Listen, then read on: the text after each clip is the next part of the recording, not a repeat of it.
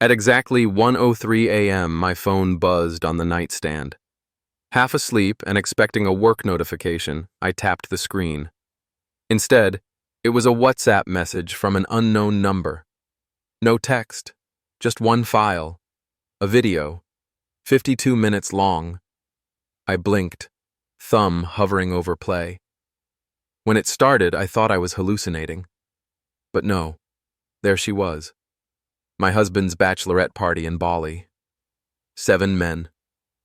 My name on a banner in the background. And my fiancé, Saurin Maddox, grinning, drunk, shirtless, lifted onto the shoulders of a stranger as the others cheered him on like a god. Somewhere around minute 32, he laughed into the camera and said, "He'll never know. He's too perfect to question me." My heart didn't break in that moment. It detonated. In real time, I watched the life I'd built. Every promise, every IVF injection, every signed surrogacy paper collapse into digital ash.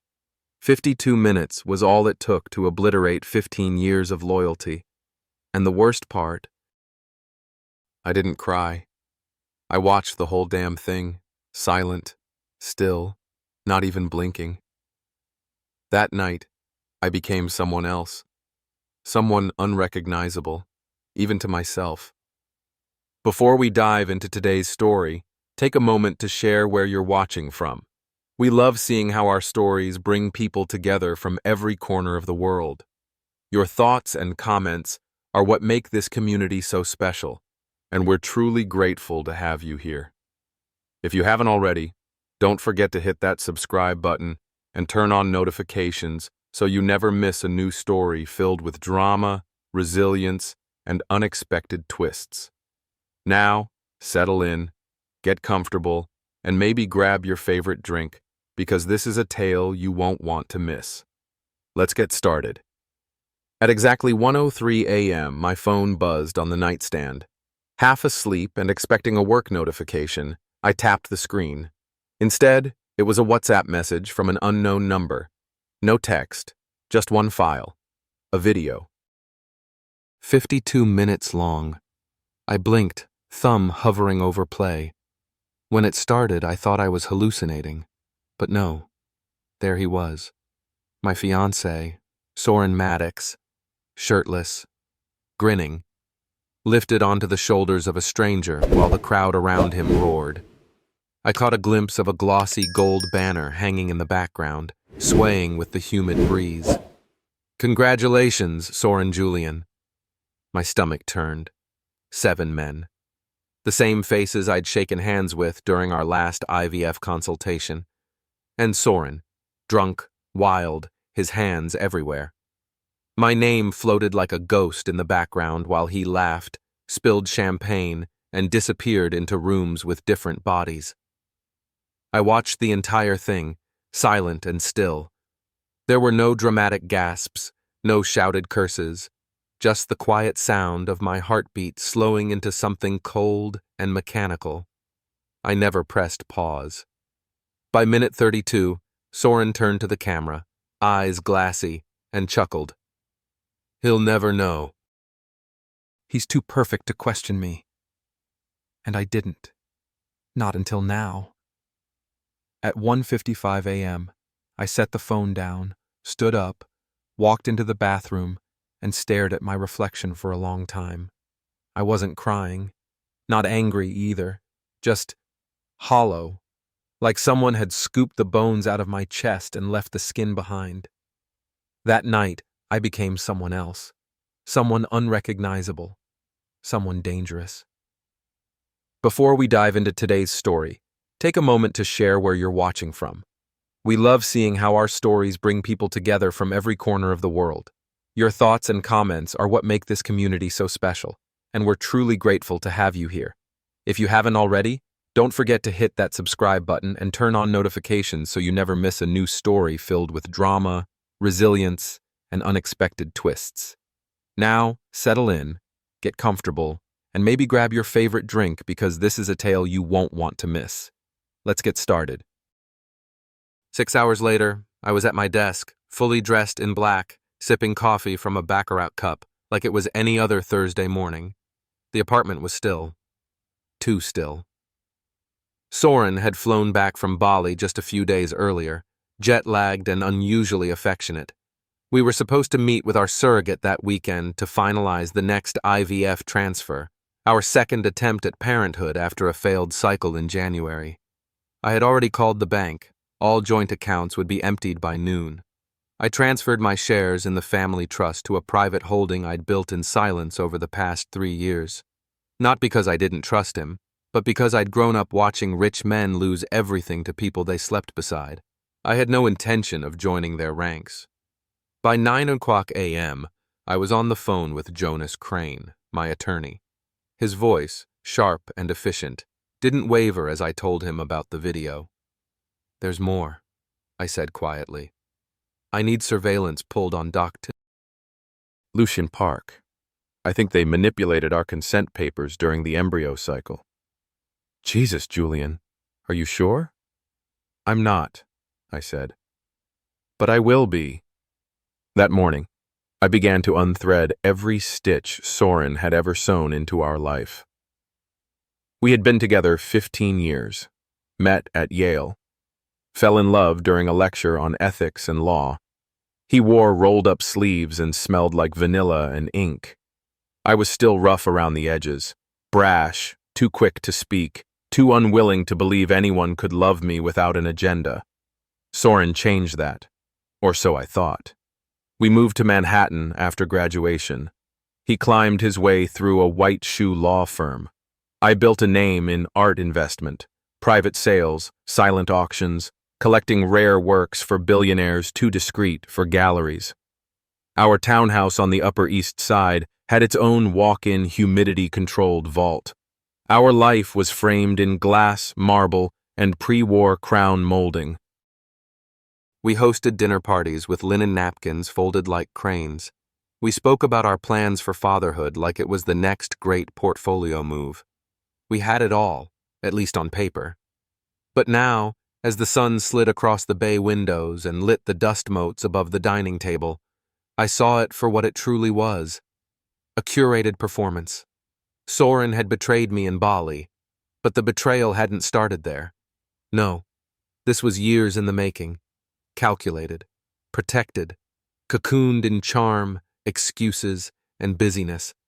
Every time I had felt unseen, unkissed, untouched, that was him choosing himself over us. Every subtle withdrawal of affection masked behind work stress. Every time he shrugged off my emotional reach with, "Don't be dramatic." Every time he made me feel needy for wanting love in the way I gave it. This wasn't just infidelity, it was a long con, and I had funded every minute of it. At 10:00 a.m., I texted Saurin, "Don't come home tonight." "The locks will be changed by then," he replied instantly. "What the hell are you talking about? You'll figure it out. Give it 52 minutes. I hit send, deleted our message thread, and blocked him across every platform. He called. I declined. He called again. I shut off the phone and dropped it into the kitchen sink like an exorcism. Then I walked into the nursery, still half done. A brass crib, unassembled. Framed prints of abstract lullabies. A wall painted in Pharaoh Ball's borrowed light, a soft blue that Saurin insisted was calming. I stood there for a long time.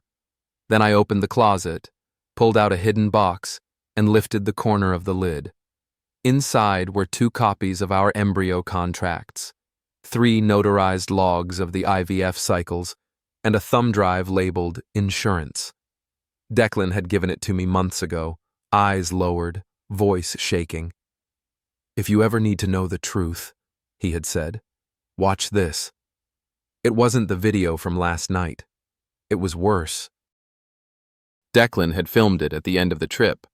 Saurin, sobering up, sitting in a lounge chair in a silk robe, talking about the surrogacy plan like it was a game. "I mean, Julian wants the baby so badly," he laughed. "Let him do all the paperwork. I just want the kid to have good skin and legacy." There was silence. Then he added, softer, "Besides, if things ever fall apart, I can fight for sole custody. I know how to play this system blindfolded." My fingers curled into fists. No, not anymore. By noon, I was gone. I left the city in a silent black car with no tags, took nothing but a duffel bag, a safe deposit key, and the drive. The townhouse would be cleared out by a trusted crew, the nursery items boxed and placed into private storage, the art removed under false appraisal letters. By the time Saurin came home, the only thing left would be silence. Not rage, not begging, just absence. The kind that echoed, the kind you can't argue with. The kind that says, "I saw what you did. And now, I'm gone." The first thing I did after leaving Manhattan was disappear. Not symbolically, literally. I shut down every device, logged out of every cloud service, and paid a cybersecurity firm I'd quietly kept on retainer to scrub any real-time data traces linking back to me. Social media? Deleted. Email?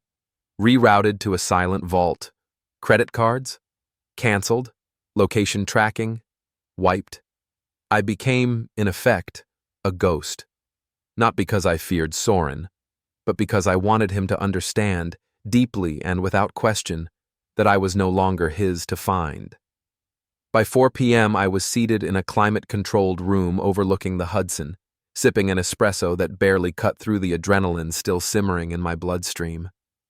My attorney, Jonas Crane, stood across from me, tapping his pen lightly on the edge of a pristine legal pad.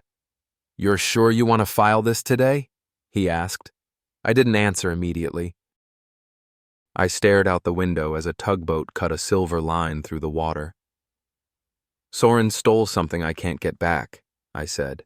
"Not just time, not just trust, my future, my name, my legacy." Jonas nodded once, crisp and unsentimental. "Then let's move." He opened the folder in front of him. "We'll begin with immediate dissolution of joint assets. You already moved your investments, but we'll file emergency injunctions to freeze access to all liquid accounts. I've also drawn up a petition to open an independent inquiry into fertility fraud. Dr. Lucian Park, right?" I nodded. "He was our liaison at the clinic. I want to subpoena the signature logs, video footage, anything showing who accessed the embryo vault and when." Jonas scribbled a note. "And Declan Reyes? You mentioned a secondary video?" "Yes, and he's willing to testify." Jonas paused. "That's your ace. That's nuclear." "Good," I said. "Because this isn't just about divorce. This is about exposing how deeply Saurin's betrayal went. Every detail, every lie." Jonas leaned back. "You're going for blood. I'm going for justice." 2 days later, my disappearance became the lead topic of New York's elite gossip chain. One of Saurin's closest friends, a finance bro with a drinking problem and a yacht named Tax Shelter, leaked a screenshot of Saurin's panicked texts to a private group chat. "Where the hell is he? He just vanished. No word, no note. His office says he took a leave of absence. All his accounts are wiped." The texts spread like wildfire, especially among the Upper East Side's inner circle, the same people who toasted us at our engagement party beneath a canopy of hanging orchids and baccarat chandeliers. Some assumed I was having a breakdown. Others whispered I'd run off with someone wealthier, younger, more beautiful. But Saurin knew. He watched the video, and he knew exactly what I was doing. I was building a case. Declan met me in a secure suite 2 blocks from the federal courthouse. He looked 10 pounds lighter and 5 years older. "You're really doing this?" he asked, eyes darting to the locked briefcase between us. "I'm not here to destroy him out of spite," I replied. "I'm here to ensure he never does this to anyone else again. That man weaponized the law, the medical system, and our marriage. He thought because he was clever, he could orchestrate everything." Declan exhaled hard. He threatened me, you know. When? After the trip. I told him I was uncomfortable with what happened. He laughed and said, "You're lucky Julian's the emotional one. If he ever finds out, you'll need to move states." I tilted my head. And yet, here you are. I couldn't live with myself if I didn't show up. His voice cracked. "Thank you," I said quietly. "You just shifted the balance." That night, Jonas filed the complaint. It included video evidence of infidelity and public humiliation. A sealed statement from Declan confirming the video's authenticity. An affidavit from a clinic employee indicating inconsistencies in the signature logs at the fertility center. My own detailed recounting of the IVF process and its manipulation. We titled the complaint, Cross versus Maddox, Petition for Financial, Medical, and Emotional Damages. But it wasn't just about court. It was about removing the illusion Saurin had spent 15 years constructing. The illusion of perfection, of control, of elite, untouchable power. That illusion would unravel, one deposition at a time. Saurin finally broke his silence 5 days later. The press got a tip that he'd shown up at our townhouse, banged on the locked front door for nearly 40 minutes, and left red-faced and yelling. When the doorman, bless him, refused to open the lobby, Saurin screamed, "I made him. Everything he has, I gave him." He wasn't entirely wrong, but he wasn't entirely right either. Saurin helped shape me. But I outgrew him long ago. I just didn't realize it until I saw who he was when no one was watching. In a quiet cafe in Chelsea, Soraya Liang leaned over a series of sketches and whispered, "Do you really want to go public with this? I mean, this story. It's tabloid gold." "I know," I said. "That's why I'm choosing when and how. Not Saurin. Not the press." Soraya had been my artistic partner for years, meticulously curating acquisitions for the Cross Foundation. She was measured, brilliant, and had a surgical eye for manipulation, whether in color theory or human behavior. "You've got them scared," she said. "Good. They're circling. His team, damage control. Word is he's trying to get ahead of the scandal, spinning it like you had mental instability." I smiled. Let him try." She studied me for a moment.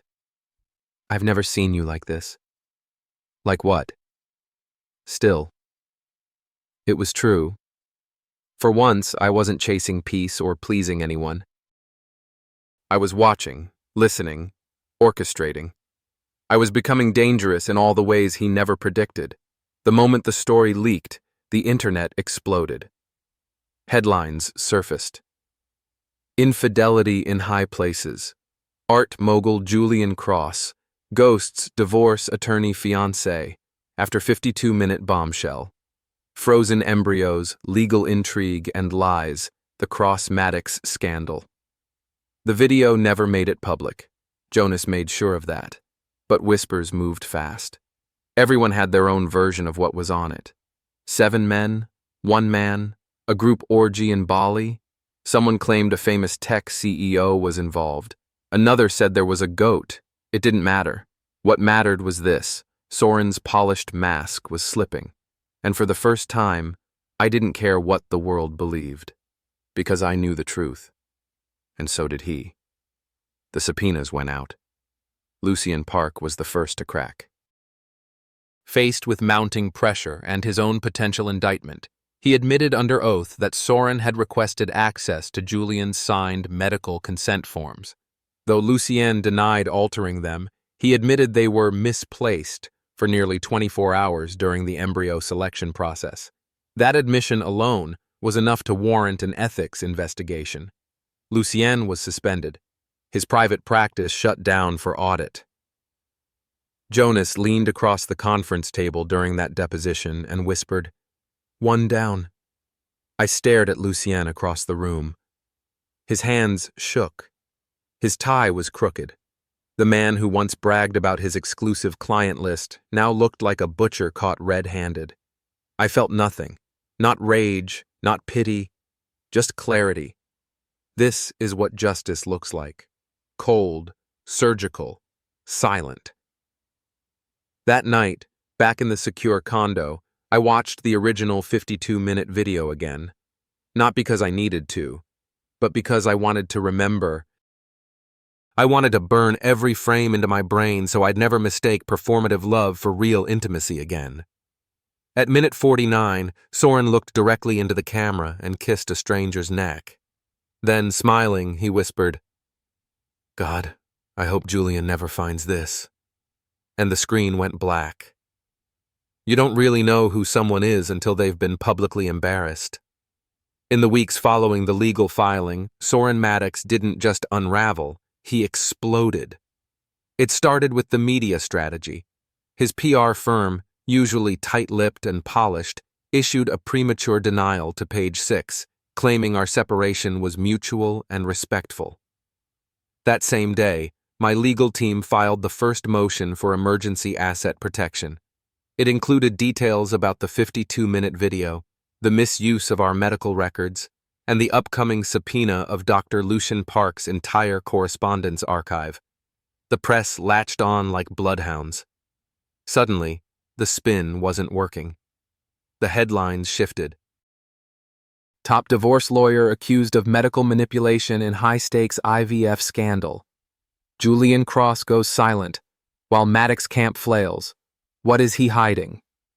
By the time the tabloids were done, Saurin's 30K suits and courtroom charisma didn't mean a damn thing. All people saw was a high society predator fumbling the narrative, bleeding credibility by the hour. And I wasn't even on camera yet. "What's his next move?" I asked Jonas, as we combed through another round of filings in his corner office downtown. "Settle, quietly. He'll push for mediation, maybe offer you a sweet deal to keep this sealed." "No deal." Jonas looked up. "Even if it means dragging this out for years?" "He made me invisible once. He'll never do it again." Jonas gave a tight smile. "In that case, we accelerate. Discovery opens Monday. I want statements from every clinic tech, every lawyer he's used in the last 5 years, every friend who might have known about the video. We don't just win this. We hollow him out." I leaned back in the chair, feeling the burn in my chest finally settle into clarity. I want him to feel the silence I sat in, the walls I screamed into. Meanwhile, Declan was being destroyed. Despite the sealed testimony, word leaked that he'd played a role in confirming the scandal. Saurin's people outed him anonymously in a brutal smear campaign, framing him as a scorned lover with ulterior motives. He lost 2 design clients. A gallery pulled his upcoming show. He called me at 3 a.m., voice hoarse. "I didn't sign up for this, Julian." I sat on the edge of my rented bed, blinds drawn. "You signed up for the truth. It doesn't come cheap." He didn't respond for a while. "I'm scared." "I know," I said. "But if you quit now, you'll be defined by his version of you." Declan hung up. But the next morning, his statement to the press was bold and explicit. He confirmed he'd seen the video firsthand, authenticated it, and would testify if compelled. From that point on, the narrative cracked in our favor. Saurin did exactly what Jonas predicted. He filed for preliminary mediation. The request came with an offer, $12 million in exchange for confidentiality, complete asset separation, and a formal statement that our marriage ended due to personal incompatibility. No mention of Bali, no mention of embryos, just a clean public record. Jonas read the offer twice and said, "You want to laugh now or later?" I folded the paper neatly. "Tell him this. For $12 million, I'll start talking." But Saurin wasn't finished. That week, a news story dropped in a rival publication. It claimed I'd been mentally unstable, citing anonymous sources close to the couple. The article described a volatile history, unmedicated emotional spirals, and controlling behavior. There were even mentions of past therapy, private sessions I'd confided in during the IVF process. I should have been surprised. I wasn't. Smear tactic, Jonas said. Classic deflection. He's got nothing real, so he's going after your mental state. I want to respond. No, Jonas said. Not yet. The courtroom is your platform. Let the public stew. The more he lashes out, the more unstable he looks. It was a masterclass in restraint, but my patience was running razor thin. So I made one small move. I updated my Instagram. The account had been dormant for weeks. I posted a single image, the ocean, gray-blue and infinite, taken from a high cliff in Montauk. The caption? Sometimes silence is the loudest thing in the room. It went viral in under an hour. The next blow came from someone I never expected, Soraya. Or rather, someone Soraya had quietly connected me to, a woman named Celeste Irving. Celeste was a former patient of Lucian Park. She'd followed my case through whispers and headlines. When she realized she'd had similar misplacements during her fertility journey at the same clinic, she reached out privately through Soraya's back channel. We met at a quiet cafe in Flatiron. Celeste was in her late 30s, sharp-eyed, clutching a leather folio with white knuckles. He altered my cycle, she said. I found out a year later from a different specialist. The protocol didn't match my blood work. It was designed to fail. When I asked for records, Lucian ghosted me. I leaned forward. Would you testify? She hesitated. I'm not rich. I don't have your protection. I'll pay your legal costs. I'll get you a bodyguard if you need one. You'll be protected, I swear it. She opened the folio. Inside were appointment summaries, prescription slips, and an email trail from 2022 that clearly showed Lucian modifying timelines. Get me immunity, she said, and I'm yours. With Celeste's testimony, everything escalated. We amended our lawsuit to include a class action inquiry into fertility misconduct. The news broke like lightning. This wasn't just a divorce anymore. It was a crusade. People started messaging me directly. Survivors, former patients, disgruntled employees. A medical assistant from Park's clinic even sent Jonas a statement confirming that files were often shifted for high-priority patients under vague verbal directives, Saurin Maddox's name among them. The corruption was deeper than I'd ever imagined. Saurin hadn't just hurt me. He'd weaponized access to healthcare for his own control, and now the entire city knew. He cracked. It wasn't televised, but I heard from a reliable friend that Saurin was seen storming out of his law office in the middle of a meeting, slamming a door so hard a framed diploma shattered. He called me that night, blocked number. I answered out of curiosity. You win, he spat. Congratulations. I said nothing. I hope you're happy, Julian. You've destroyed everything. I'm ruined. I didn't ruin you, I said. You did that all on your own. I just stopped pretending not to notice. He went quiet. Then he tried again. Can't we talk? Privately? Without lawyers, without the cameras? I already spent a decade talking privately, Saurin. You used that silence to bury me. Now you get to sit in it. Click. I didn't just hang up on him. I buried him in the grave he dug. The next day, I attended a private fundraiser for the Cross Foundation's mental health initiative. It was a black tie event at the Met, complete with hushed strings and candlelight refracting through etched crystal. I arrived alone, but the room parted as I entered. People didn't whisper anymore. They nodded. They watched. Some even applauded, not for spectacle, but for survival. Later that evening, I stood at the podium and spoke to the crowd. I learned something recently, I said. Betrayal doesn't always look like a dagger. Sometimes it's a contract, a signature, a carefully curated illusion. The room held its breath. And when you rip that illusion away, what's left isn't pain, it's power. I let the words hang. Then I raised my glass. To everyone in this room who ever doubted themselves, you're not broken. You're just unbound. Declan showed up afterward. He looked better. He'd shaved, cut his hair. His hands no longer trembled when he held a wine glass. I thought you'd be furious with me, he said. I was, I admitted. But now, I just hope you've finally stopped letting other people tell you who you are. He smiled. Working on it. We clinked glasses. No forgiveness. Just forward. Meanwhile, Lucien Park had been disbarred. His license revoked. His clinic shuttered under multiple investigations. He tried to frame Saurin as the mastermind, but the court wasn't buying it anymore.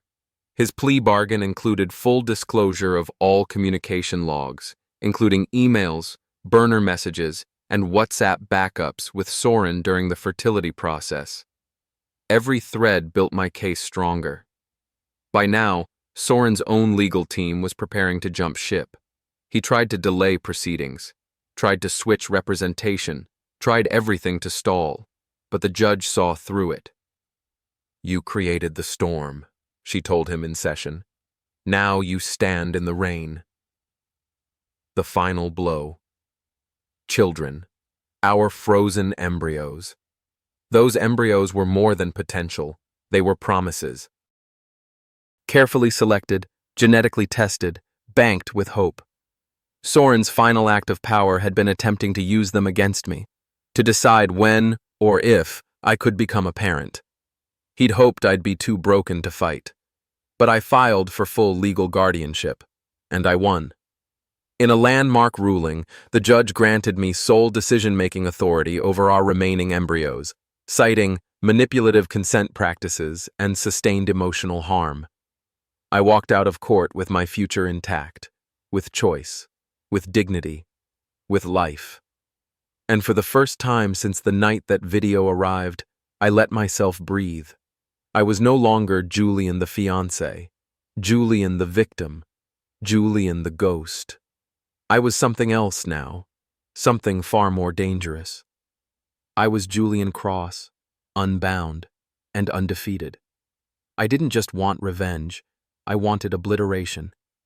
By the time April bloomed over Manhattan's skyline, my grief had fermented into a type of clarity only pain could distill. You can lie to the world, but pain doesn't let you lie to yourself.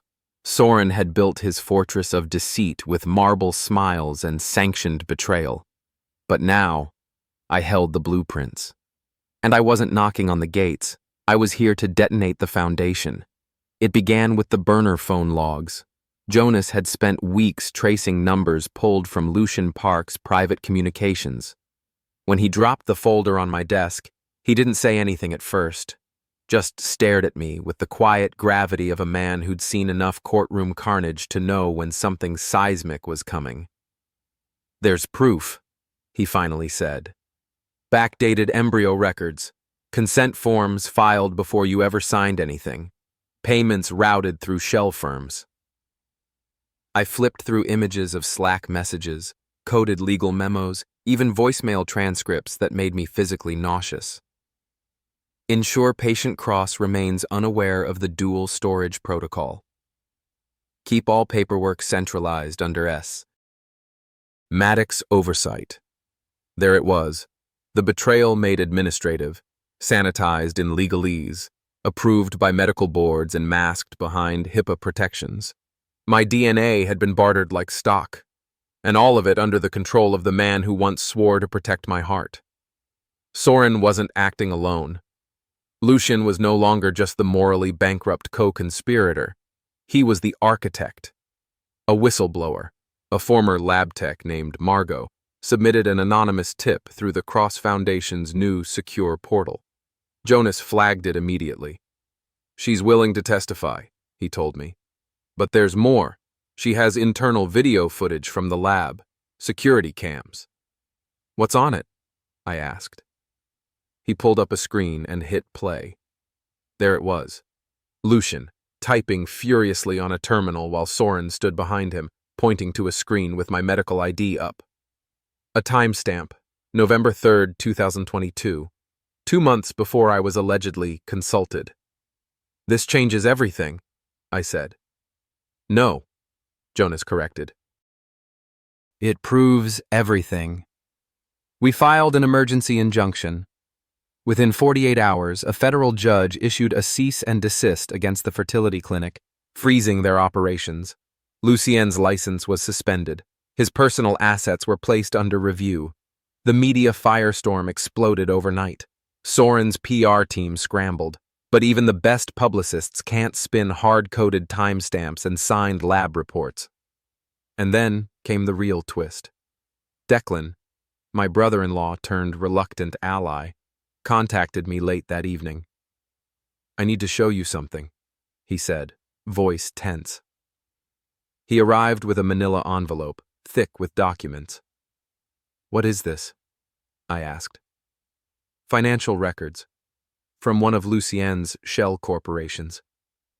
My firm was contracted for tax consulting years ago. I didn't realize what it was back then. Inside were payment records to a discrete company labeled Archon Biotech.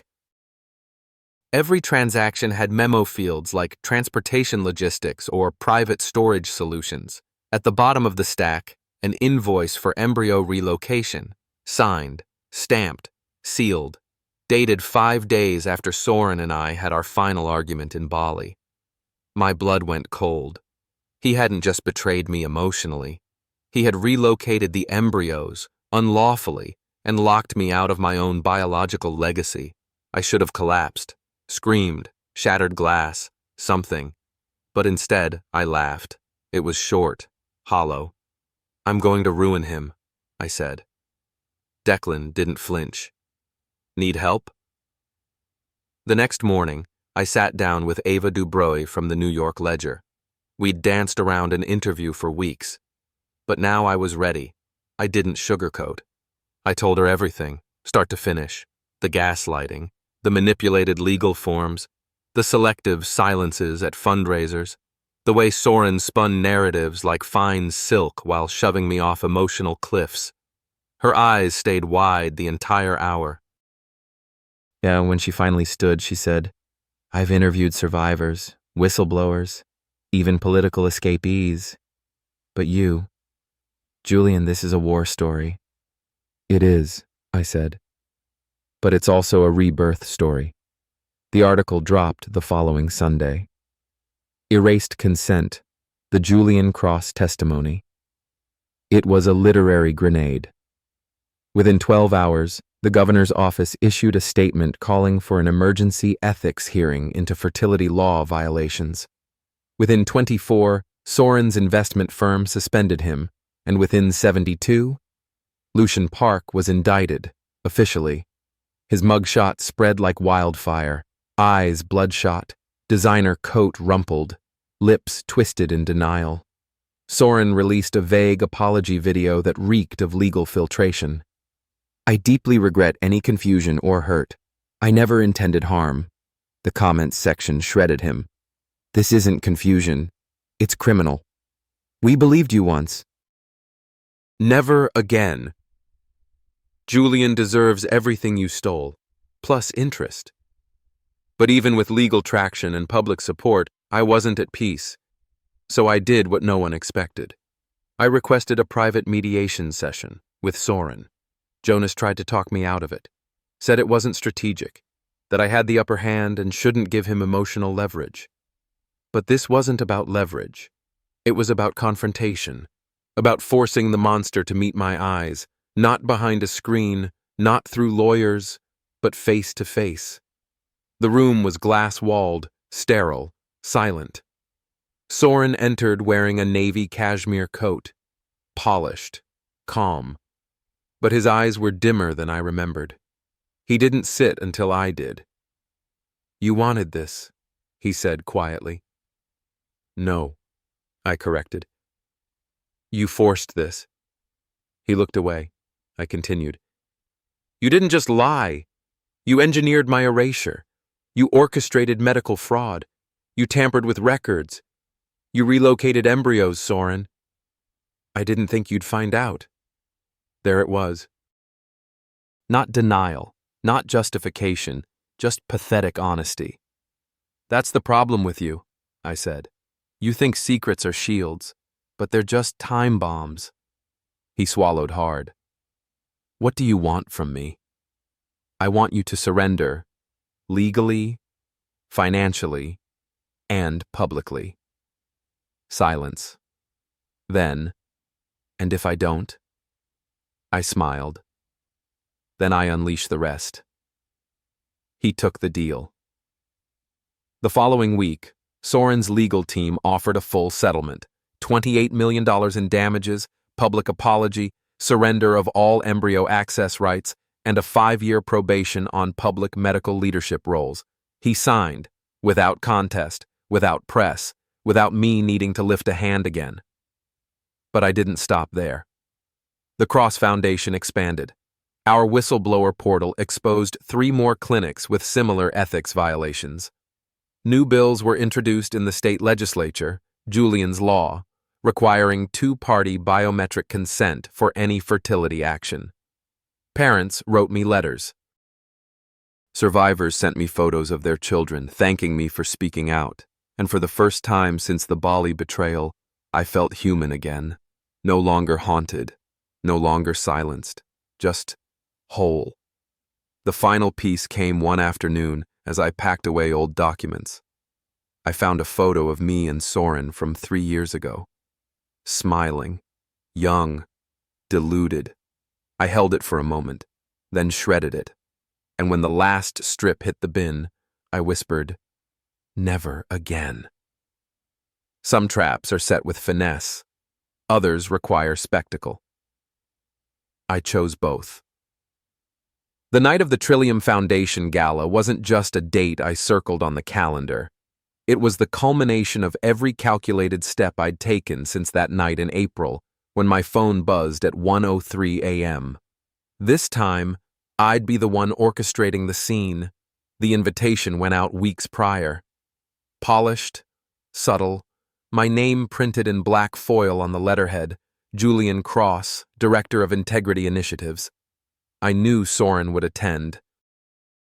He was incapable of not showing up when cameras were involved, even now, even with the walls closing in.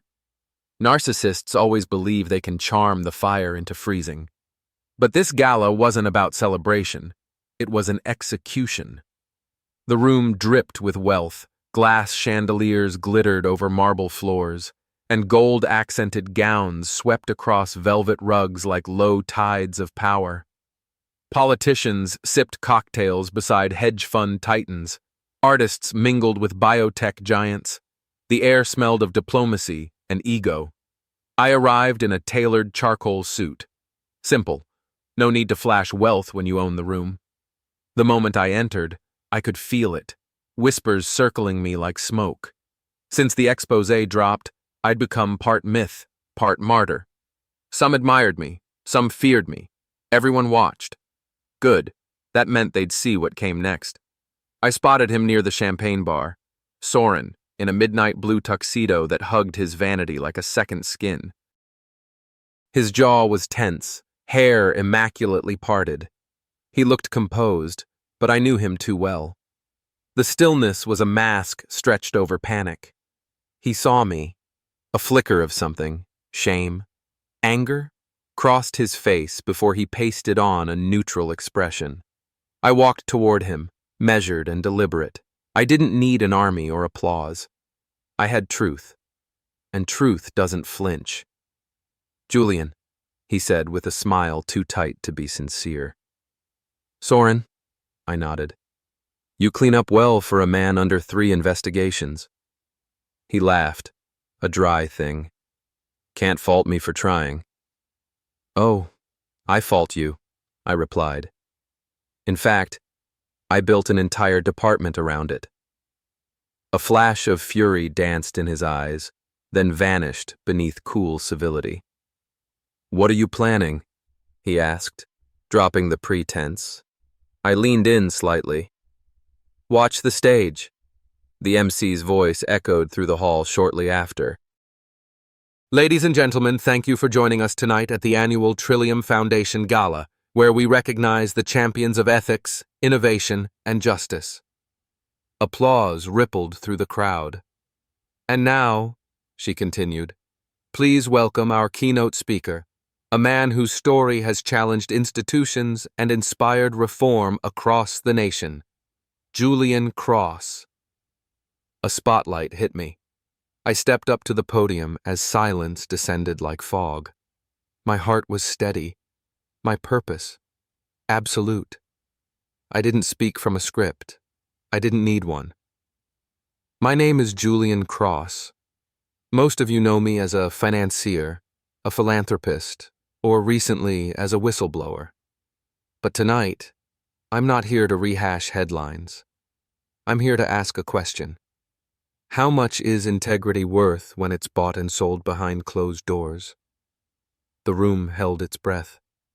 I was betrayed, not by a stranger, not by a nameless system, but by someone I trusted most, my former husband. Gasps. Audible. Perfect. Behind smiles and champagne toasts, he and his co-conspirator engaged in a scheme that hijacked my consent, tampered with my reproductive rights, and monetized my biology. I let it hang. Then, but tonight, I bring more than a story. I bring proof. I gestured to the screen behind me. The projection lit up with documents, signatures, video timestamps. Jonas had curated them precisely. Just enough to devastate, not enough to defame. A full legal record. Public now. Irreversible. Ethics isn't a PR line, I said. It's a currency. And tonight, I'm reclaiming my balance. By the time I stepped off stage, the room had transformed. Saurin was gone. Vanished.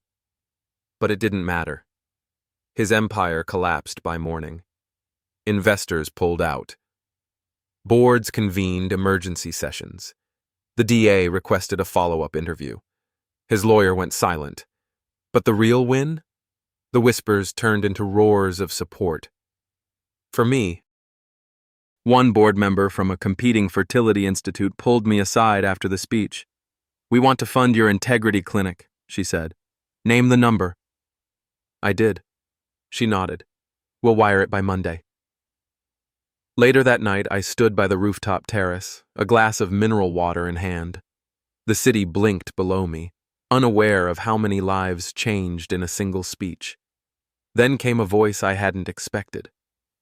May I join you? It was Declan. His usual stoic face was softer, lips curled slightly in something like pride. You were incredible, he said. I was necessary, I replied. He nodded. I wanted to say something else. I turned to him. I owe you an apology, he said, for not seeing it, for not helping sooner. You were loyal to your brother. I was blind. We stood in silence for a beat. You really loved him, didn't you? He asked quietly. I did. That's what made it dangerous. Back in my penthouse that night, I didn't cry. I didn't toast. I simply sat on the edge of the bed and let the silence settle. For the first time in a long time, it felt clean. And that's when I opened the final letter. An envelope had arrived earlier that week. No return address. Inside was a single card. We both burned bridges, but yours lit the way. No signature. But I knew it was from Margot, the whistleblower. I smiled. Sometimes, survivors find each other in the aftermath. The next morning, my assistant greeted me with a folder. New mail dump, she said. Inside were letters, dozens of them, parents, patients, survivors. each one thanking me for putting a spotlight on the silent injustices of the fertility world. Some came with photos, babies, families, smiles that hadn't been corrupted by legal deceit. I read every word, and for once, I let it in. The grief, the vindication, the strange serenity that follows a storm finally calmed. I wasn't just rebuilding, I was revolutionizing. And the world would never see me as just a victim again. It was strange how quiet victory could feel. After the gala, after the headlines, after the social media inferno scorched Saurin's credibility to ash, I expected something louder. A final bang, maybe a scream or a desperate text at 3 a.m., filled with hollow apologies. Instead, all I got was silence, and it was deafening. 3 days after the gala, Jonas and I met with Assistant District Attorney Renata Miles. She had the kind of presence that made even the truth sweat under cross-examination. "We've officially filed felony charges," she said, sliding a folder across the table. "Medical fraud, unlawful tampering with patient records, multiple counts." I flipped the folder open, scanning the formal indictment stamped with Lucian Park's name. Then, Saurin's. Renata tapped a paper-clipped section. "This is where it gets sticky. Saurin's lawyers are attempting to deflect direct intent. They're claiming he was manipulated by Lucian, that he didn't understand the full extent of what was being done." "Bullshit," I muttered. "He sponsored the entire clinic renovation. He rerouted the embryo transfer forms through his family's estate trust." Renata nodded. "We know. That's why we're pushing for full culpability. But we could use your testimony." Jonas shifted beside me. "That's a risk, Julian. The exposure, the personal questions, they'll tear into everything. Your finances, your past marriage, even your family."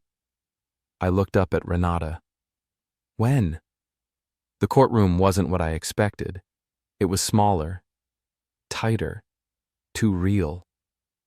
Saurin sat across the aisle in a muted gray suit.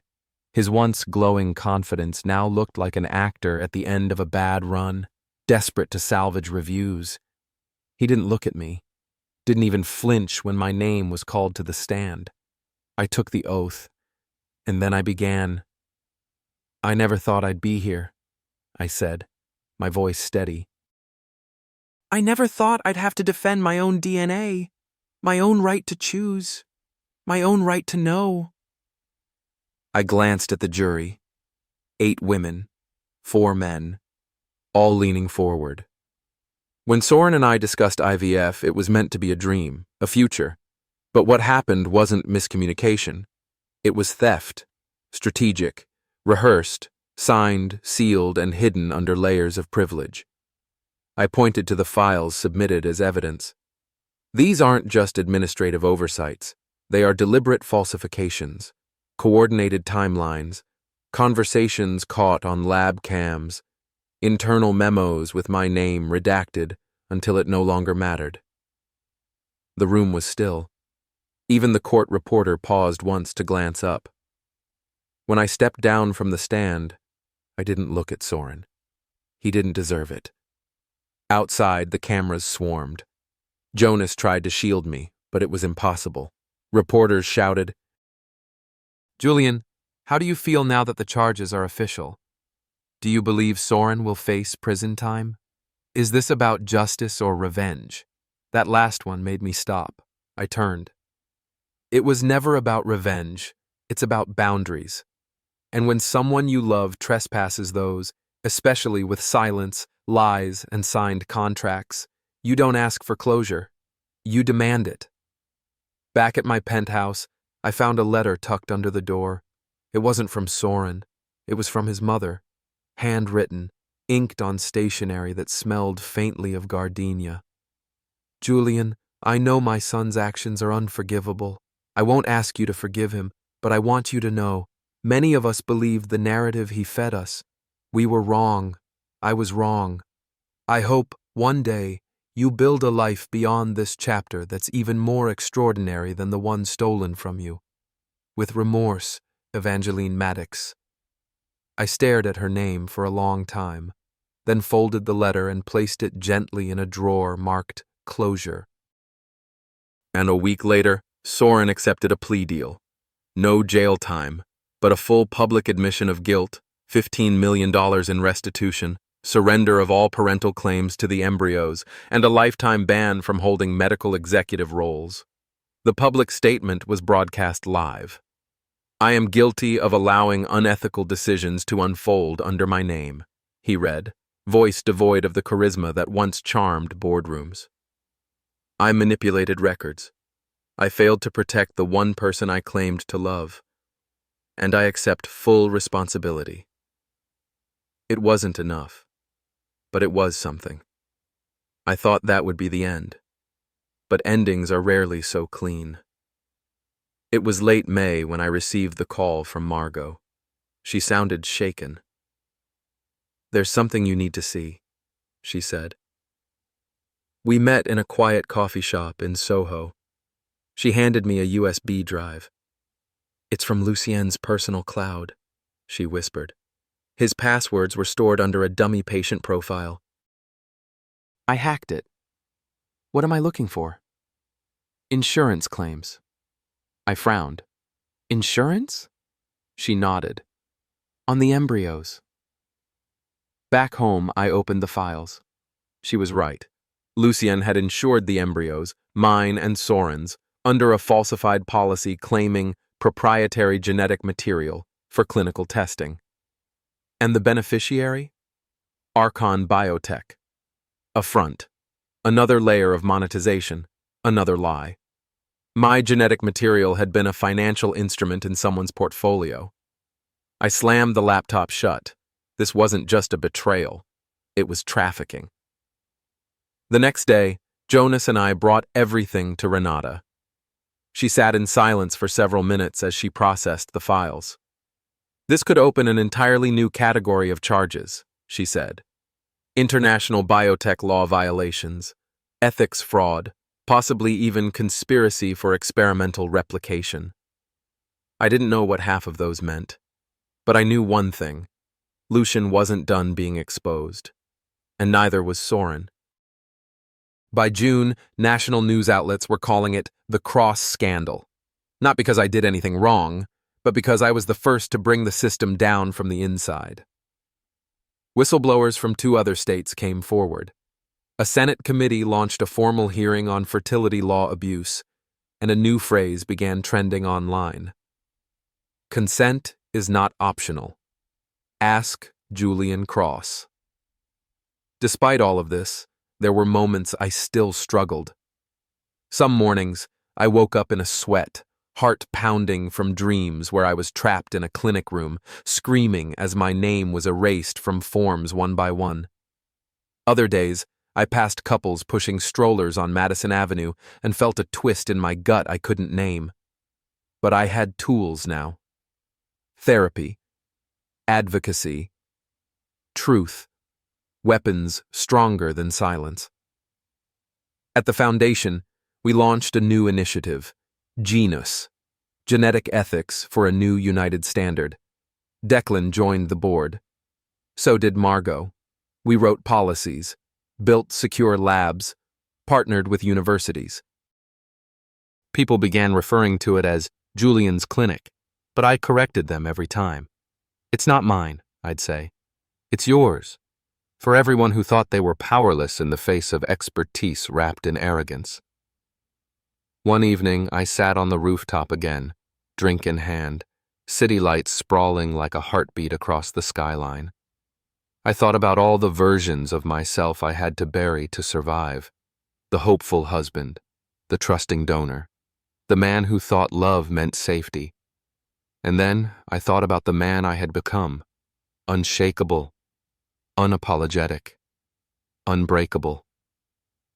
I received one final letter that week. No return address. Typed. Anonymous. They said you'd disappear. You didn't. They said you'd fold.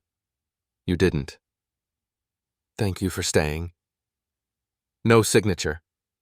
I smiled. I didn't need to know who it was from. The point was, I wasn't alone anymore. The courtroom felt colder that day. Not because of the marble floors or the looming ceiling fans whispering overhead, but because of what it represented. This wasn't about guilt or criminal exposure anymore. This was about claiming a future. And no matter how polished the arguments were, this day wasn't about Saurin Maddox, or Lucian Park, or the boardrooms or clinics they'd poisoned. This was about me, about the right to raise what they tried to steal. Jonas smoothed out the documents in front of me. "Custody hearings can be tricky when embryos are involved," he whispered. "But you have more than legal ground. You have public support, ethics, intent." I nodded, gripping the edge of the oak table.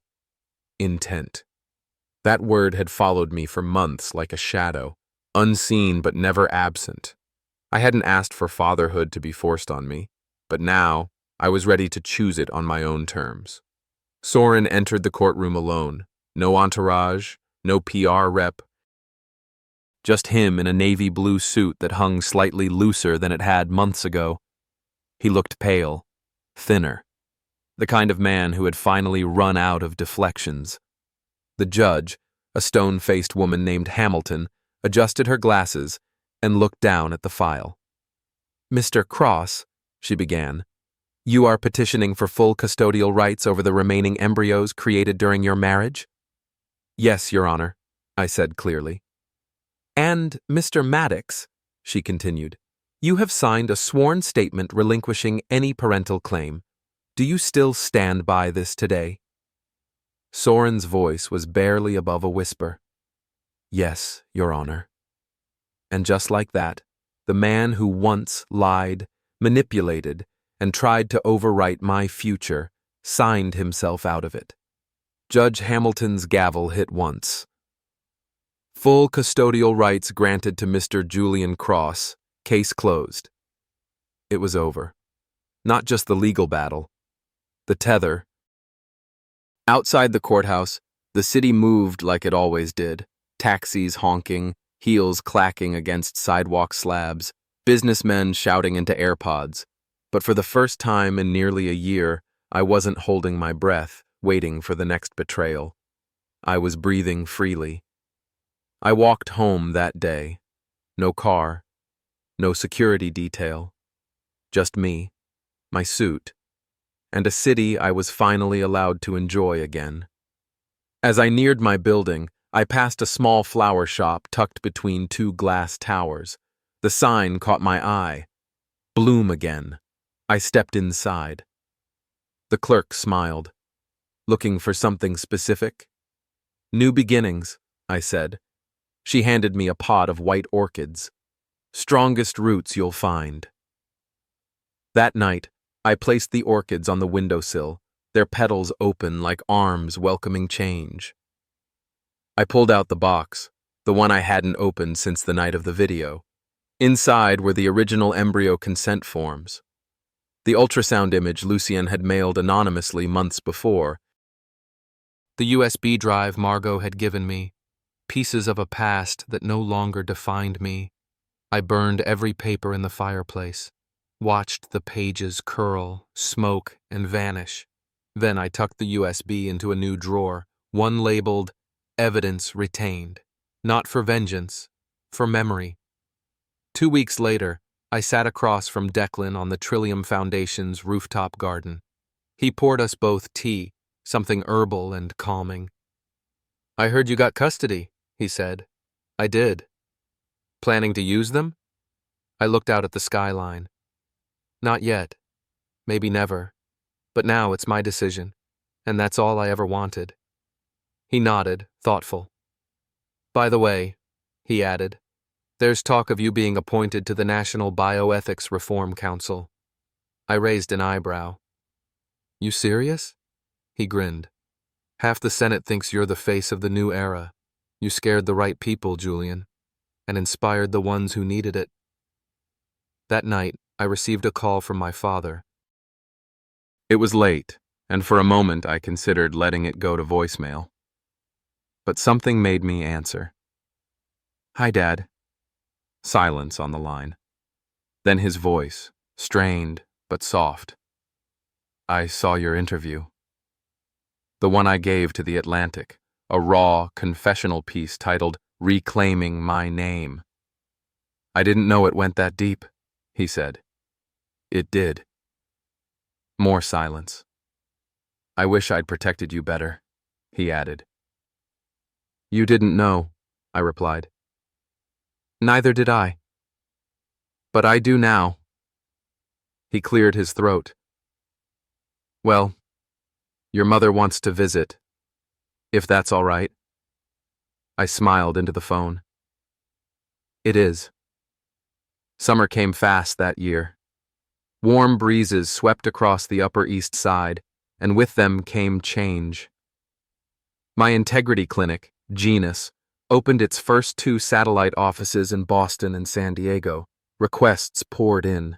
Whistleblowers, survivors, hopeful families seeking guidance that wouldn't betray them. I didn't attend every consult, but I reviewed each case, signed every welcome letter, wrote every consent form in language anyone could understand. No legal traps, no loopholes. And every time I signed my name, I remembered what it took to reclaim it. One morning, I found an envelope with no return address tucked into the Genus lobby suggestion box. Inside was a Polaroid photo, a baby, laughing. In the corner, scrawled in neat cursive, thanks to you, she exists with consent. No signature. Just proof that justice doesn't always wear a robe. Sometimes it wears a smile. By September, the Senate confirmed my appointment to the council. I took the oath on live television, standing in front of a bipartisan panel. They called me the reluctant architect. I called myself prepared. At the confirmation dinner, Declan raised a glass. To Julian Cross, he said, a man who turned violation into vision. I laughed. That sounds like a bad marketing tagline. Maybe, he smirked, but it's true. I glanced around the table. Jonas, Margot, even Renata had shown up. People who didn't just witness the fall, but helped with the rebuild. People who stayed.